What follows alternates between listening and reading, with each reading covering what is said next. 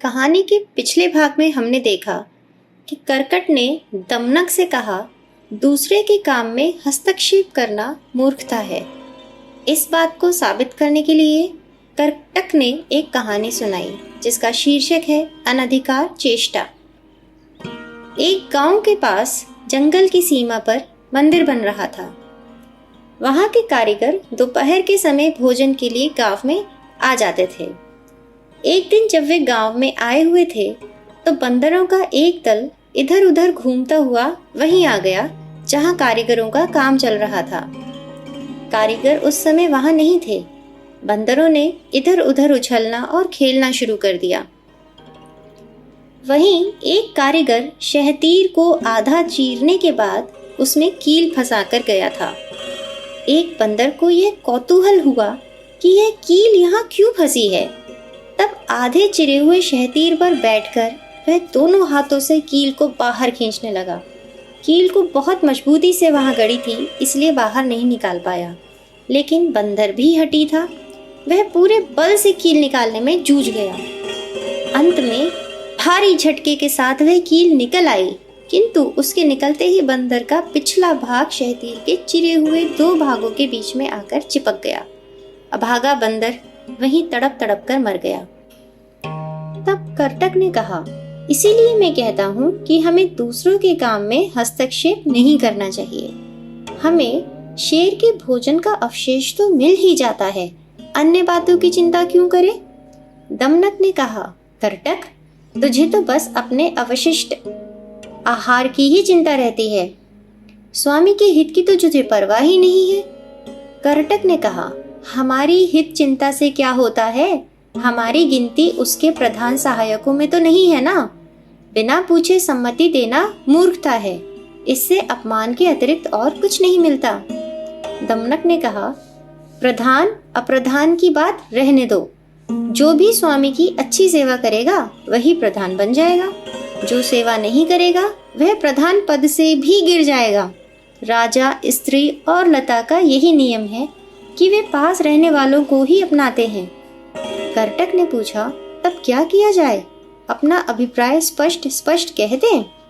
दमनक ने कहा, आज हमारा स्वामी बहुत भयभीत है।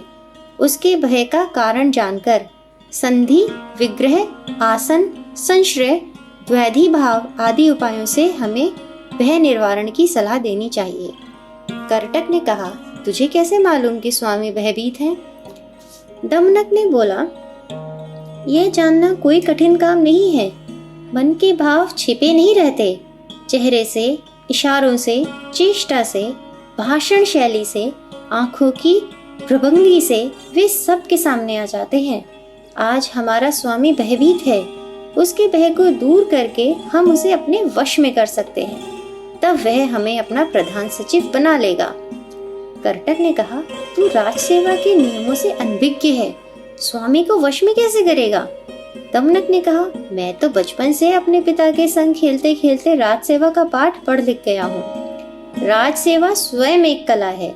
मैं उस कला में प्रवीण हूँ। यह कहकर दमनक ने राजसेवा के नियमों का निर्देश दिया। राजा को संतुष्ट करने और उसकी दृष्टि में सम्मान पाने के अनेक उपाय भी बतलाए। करकट दमनक की चतुराई देखकर दंग रह गया। उसने भी उसके मन की बात मान ली और दोनों शेर की राजसभा की ओर चल दिए। दमनक को आता देख पिंगलक द्वारपाल से बोला, हमारे भूतपूर्व मंत्री का पुत्र दमनक आ रहा है। उसे हमारे पास बेरोक आने दो। दमनक राजसभा में आकर पिंगलक को प्रणाम करके निर्दिष्ट स्थान पर बैठ गया। पिंगलक ने अपना दाहिना हाथ उठाकर दमनक से कुशल क्षेम पूछते हुए कहा, कहो दमनक, सब कुशल तो है? बहुत दिनों बाद आए, क्या कोई विशेष प्रयोजन है? दमनक ने कहा, विशेष प्रयोजन तो कोई भी नहीं, फिर भी सेवक को स्वामी के हित की बात कहने के लिए स्वयं आना चाहिए। राजा के पास उत्तम, मध्यम, अधम सभी प्रकार के सेवक हैं। राजा के लिए सभी का प्रयोजन है। समय पर तिनके का भी सहारा लेना पड़ता है। सेवक की तो बात ही क्या है। आपने बहुत दिनों बाद आने का उपालंब किया है, उसका भी कारण है। जहाँ कांच की जगह मणि और मणि के स्थान पर कांच जोड़ दिया जाए, वहाँ अच्छे सेवक नहीं ठहरते। जहाँ पारखी नहीं वहाँ रत्नों का मूल्य नहीं लगता। स्वामी और सेवक परस्पर आश्रयी होते हैं, उन्हें एक दूसरे का सम्मान करना चाहिए। राजा तो संतुष्ट होकर सेवक को केवल सम्मान देते हैं, किंतु सेवक संतुष्ट होकर राजा के लिए प्राणों की बलि दे देता है। पिंगलक दमनक की बातों से प्रसन्न होकर बोला, तू तो हमारे भूतपूर्व मंत्री का पुत्र है, इसीलिए तुझे जो कहना है निश्चिंत होकर कह दे।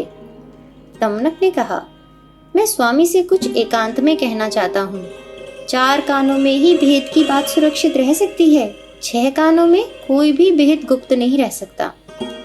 तब पिंगलक ने इशारे से बाघ, रीछ, चीते आदि सभी जानवरों को सभा से बाहर भेज दिया। सभा में एकांत होने के बाद दमनक ने शेर के कानों के पास जाकर प्रश्न किया, स्वामी, जब आप पानी पीने गए थे तब पानी पिए बिना क्यों लौट आए? इसका कारण क्या था? पिंगलक ने जरा सूखी हंसी हंसते हुए उत्तर दिया, कुछ भी नहीं। देव, यदि वह बात कहने योग्य नहीं है तो मत कहिए। सभी बातें कहने योग्य नहीं होती। कुछ बातें अपनी स्त्री से भी छुपाने योग्य हैं, कुछ पुत्रों से भी छिपा ली जाती हैं। बहुत अनुरोध पर भी ये बातें नहीं की जा सकती। पिंगलक ने सोचा, यह दमनक बुद्धिमान दिखता है, क्यों न इससे अपने मन की बात कह दी जाए। यह सोच वह कहने लगा, दमनक, दूर से यह जो हुंकार की आवाज आ रही है उसे तुम सुन सकते हो? दमनक ने कहा, सुनता हूँ स्वामी, उससे क्या हुआ? पिंगलक ने बोला, दमनक, मैं इस वन से चले जाने की बात सोच रहा हूँ। किस लिए भगवान? इसलिए कि इस वन में यहाँ कोई दूसरा बलशाली जानवर आ गया है। उसी का यह भयंकर घोर गर्जन है। अपनी आवाज की तरह वह स्वयं भी इतना ही भयंकर होगा, उसका पराक्रम भी इतना ही भयानक होगा। दमनक ने कहा, स्वामी, ऊंचे शब्द मात्र से भय करना युक्ति युक्त नहीं है। ऊंचे शब्द तो अनेक प्रकार के होते हैं। भेरी, मृदंग, पटह, शंख, काहल आदि अनेक वाद्य हैं जिनकी आवाज बहुत ऊंची होती है।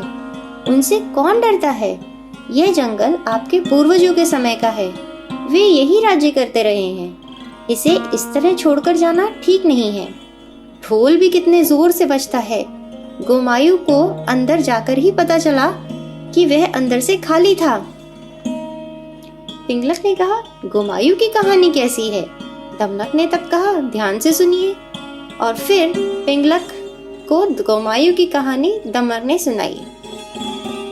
अगली कहानी, जिसका शीर्षक है ढोल की पोल, वो हम देखेंगे अगले वीडियो में।